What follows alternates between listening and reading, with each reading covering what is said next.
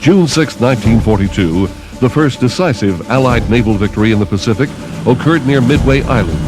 This would prove to be the turning point in the war against Japan. After fighting to a draw in the Battle of the Coral Sea 1 month earlier, the United States surprised the invading Japanese fleet just north of tiny Midway Island, barely 1,300 miles west of Hawaii. The primary battle was conducted by aircraft launched from U.S. and Japanese carriers. Unlike naval engagements of previous wars, the opposing fleets never came within sight of each other. Out of some 54 Jap vessels employed, 4 out of the enemy's 5 aircraft carriers were sunk with all their aircraft, and 2 heavy cruisers and 3 destroyers went down. In all, nearly a third of the force wiped out by the men who remembered Pearl Harbor. The fact that the 4 Japanese carriers sunk by U.S. dive bombers were the ships that launched the Pearl Harbor attack made the victory at Midway even sweeter. The Japanese fleet would now be on the defensive for the rest of the war. Midway's triumph now made it possible for American forces to go on the offensive. 2 months later, they struck. American troop transports and other craft approached Guadalcanal in the Solomons for the initial landing on the strategic Pacific island. America captured Guadalcanal and its important airfield, but the Japanese would try for the next 9 months to regain the island. They understood the strategic importance of the Solomons to the Americans.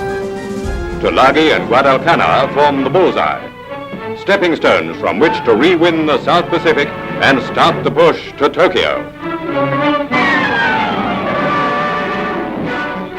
The tide had finally turned against the Japanese in the Pacific. Under the direction of General Douglas MacArthur and Admiral Chester Nimitz, the Allied forces began their island-hopping campaign.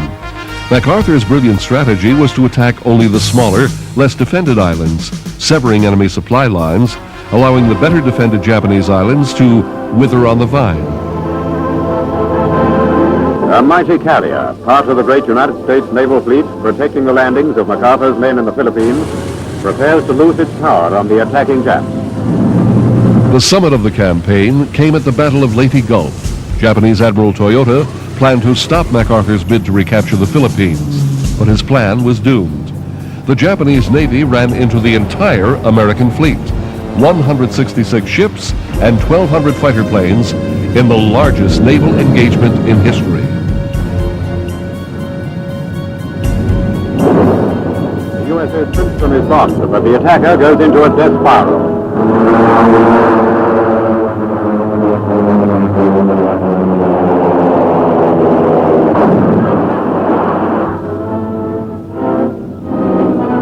While Navy planes strike from the air, Admiral Halsey's 3rd Fleet and Admiral Kincaid's 7th took care of the 3-pronged enemy naval attack.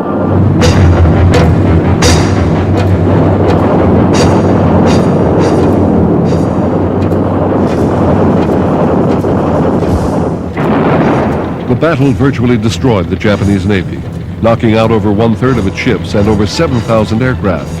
Spearheading the invasion force, Douglas MacArthur waded ashore in the Philippines, from where he was forced to flee 2 years before. He fulfilled his famous promise, "I shall return." The battles of the Pacific became known simply by the islands that were won: Guam, Okinawa, and Iwo Jima. This is Ed Murrow speaking. The greatest United States force ever assembled in the Pacific closes on Iwo Jima.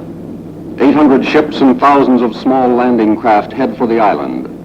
Carriers, lying back of the main fleet, sent in hundreds of bombers. The death-dealing planes of the task force return, some of them carrying the scars of battle. Others are even less fortunate.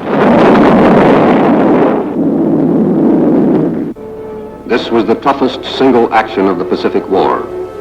It cost nearly 20,000 American casualties, over 4,000 of them dead. And the American flag now flies on the summit of Suribachi.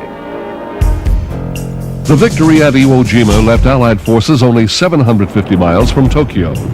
The hard fight across the Pacific was finally paying off, and it had all begun with the first American victory on June 6, 1942 at Midway Island.